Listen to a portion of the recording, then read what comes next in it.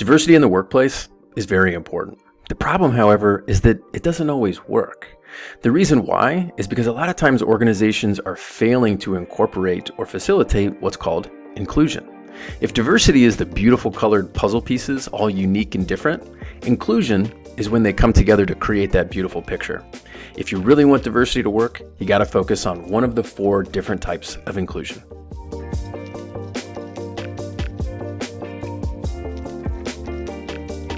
The first type of inclusion is called social inclusion. At its core, inclusion is really about feeling socially accepted. So when individuals feel like they're left out from participating in initiatives, projects, they're going to report lower levels of social inclusion. So a lot of times we talk about an in-group versus an out-group. Ideally, there's no such thing as one or the other. Everyone feels like part of the in-group. So it's human nature for people to feel more comfortable with those that seem to be similar to them, but organizations need to really be proactive in counteracting these tendencies and try to orchestrate opportunities for everyone to feel socially involved. There is no out-group versus in-group. Everybody's part of the group. Number 2, relatedness needs fulfillment. Human beings have 3 underlying needs. Number 1, self-determination. Number 2, competence. And number 3, a sense of relatedness. So from an evolutionary psychology perspective, we've been conditioned to seek the satisfaction of these needs because doing so helps us survive and thrive in our environment. So specific to relatedness, human beings instinctively understand that they'll have a higher likelihood of success when they work cooperatively with others. And in the workplace, meeting the needs for relatedness manifests as feeling as if our colleagues genuinely care about us and will support us when needed. So this comes down to making sure that we're helping each other make meaningful connections. To the degree that organizations can create these opportunities for colleagues to build those authentic relationships, they can reverse the negative impact of unfulfilled relatedness. Number 3, affective commitment. So there's been a recent development in diversity and inclusion initiatives. It's that it's being extended to include what's called belonging. Inclusion is more specific to the behaviors that can improve the situation, such as dismantling the in-group versus out-group mentality. And belonging, on the other hand, it's more emotion-laden. It's about the extent to which people feel like they're a part of a community. So along those lines, affective commitment is representative of belonging because it represents an emotional attachment to the organization.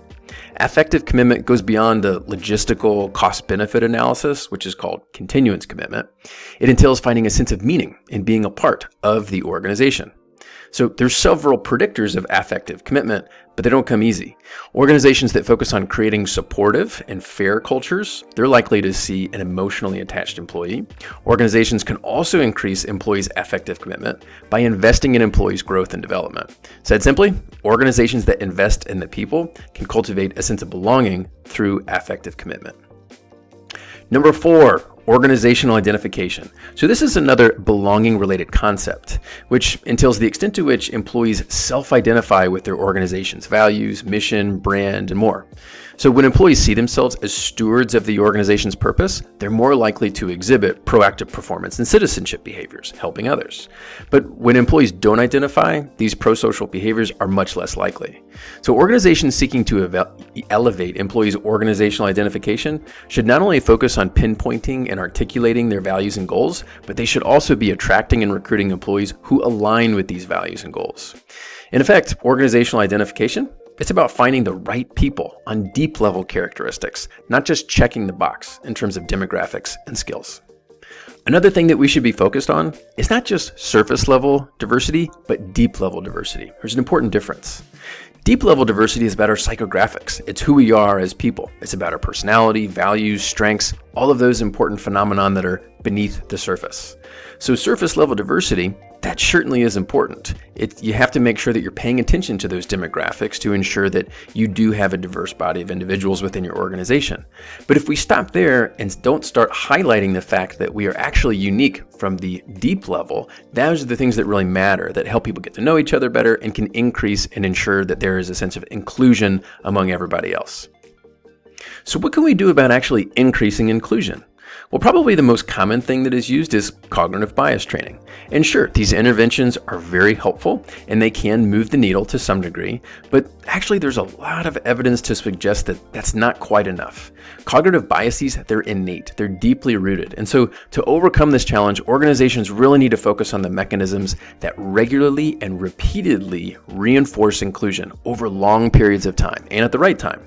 So one and done approaches are subject to what we would call cognitive overload. It's too much information to embrace and put into practice. So along those lines, organizations should consider supplementing their cognitive bias training with what we call micro nudges, smaller, specific, aptly timed interventions across a long period of time. Check out Cloverleaf to see if we can help you with these micro nudges to increase the needle and move the needle on inclusion. So in summary, diversity without inclusion is worthless. Diversity is a starting point. Inclusion is the goal.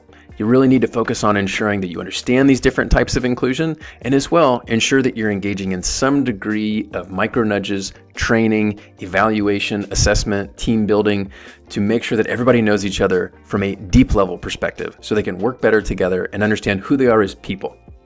Good luck.